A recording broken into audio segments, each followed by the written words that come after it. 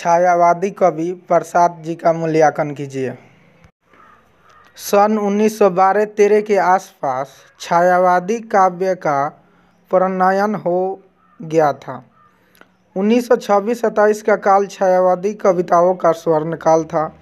इन कविताओं में एक ओर जहाँ की प्रवृत्ति देखने को मिलती है, वहीं दूसरी ओर चित्रात्मक भाषा, नवीन प्रतीकों तथा भाषा के लाक्षणिक प्रयोग को भी देखा जा सकता है।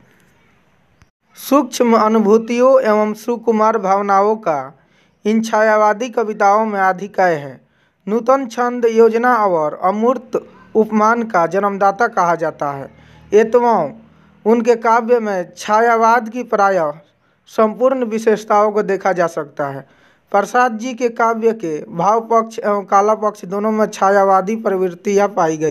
भाव पक्ष के अंतर्गत निम्नलिखित बिंदुओं पर विचार किया जा रहा है।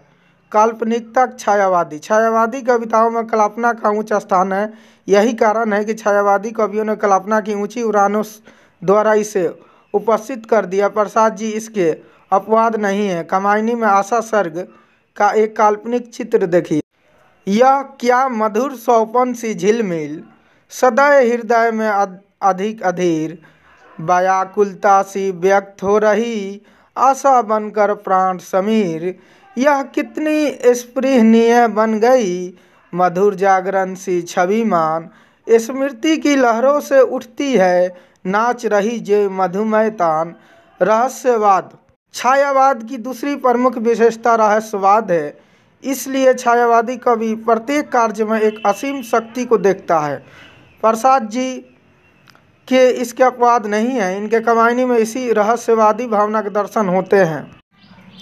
महानील इस परम व्योम में, अंतरिक्ष में ज्योतिमान ग्रह नक्षत्र और विद्युत कण करते थे किसका संधान।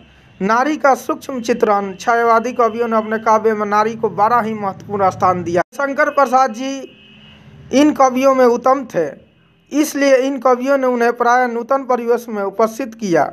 गुप्त जी ने कहा, जहाँ नारी को अबला और असहाय के रूप में उपस्थित किया गया था। अबला जीवन हाय तुम्हारी यही कहानी, आंचल में है दूध और आँखों में पानी।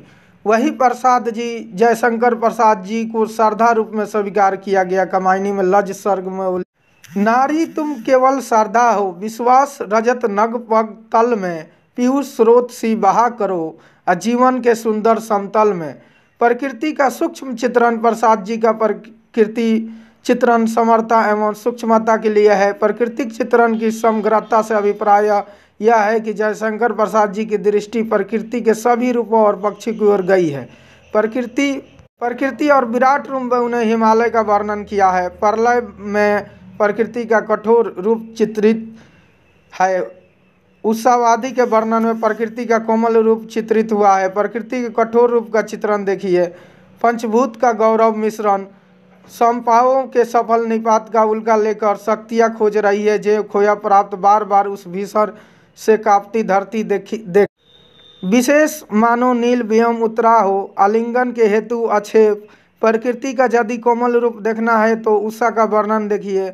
नौ को कोमल आलोक बिखरता, संस्कृति पर अनुराग, शीत सरोज प्रक्रिया करता जैसे मधुमय पिंक पराग। व्यक्तिकता छायावादी कवियों की अपनी निजी विशेषता है। इस व्यक्तिकता के दर्शन में जयशंकर प्रसाद काव्य में भी मिलते हैं। आंसू काव्य में आंसू प्रसाद के व्यक्ति आंसू ही है।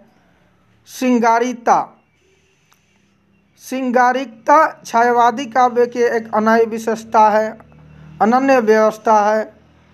लेकिन श्रृंगार के इस वर्णन में अश्लीलता नहीं है। उदाहरण के लिए कमायनी में श्रद्धा का नखशिख वर्णन तथा लाजा के वर्णन को लिया जा सकता है। आह वह मुख पश्चिम के व्योम, बीज घिरते हो घनश्याम, अरुण रवि मंडल उनको भी दिखाई देता हो छविधाम। घिरे रहो घुंघराले बाल, अंश अवलंबित मुख के पास, नील घन शावक से सुकुमार, सुधा भरने के विधु के पास। स्थूल के प्रति सूक्ष्म का विद्रोह छायावाद का आरंभ स्थूल के प्रति विद्रोह के कारण हुआ था। जयशंकर प्रसाद जी की कविताओं में छायावाद की यह प्रकृति सर्वत्र दिखाई देती है। खुली और उसी रमणीय दृश्य में मानवीकरण छायावाद की प्रमुख विशेषता है। मानवीकरण छायावादी कवियों ने प्रकृति का मानवीकरण किया है। प्रसाद जी के काव्य भी इस विशेषता से युक्त है। सिंधु तेज पर धारा वधु अब तनिक संकुचित बैठी सी, प्रलय निशा की हलचल स्मृति में मान किए ऐसी एढ़ी थी। जग की सजल कलिमा रजनी में मुख चंद्र लिखा जाओ। इस उदाहरण में सजल कलिमा का विशेषण नहीं है, वर्ण या जग का है। उपर्युक्त विवेचन से स्पष्ट हो जाता है कि जयशंकर प्रसाद जी का काव्य कला की सच्ची अभिव्यक्ति है और उसमें भाव पक्ष और कला पक्ष का मणि कांचन संयोग हुआ है। वीडियो में बताई गई जानकारी से आप संतुष्ट है तो वीडियो को लाइक शेयर कमेंट और अभी तक चैनल को सब्सक्राइब नहीं किए हैं तो सब्सक्राइब जरूर कर लीजिएगा। Thank you.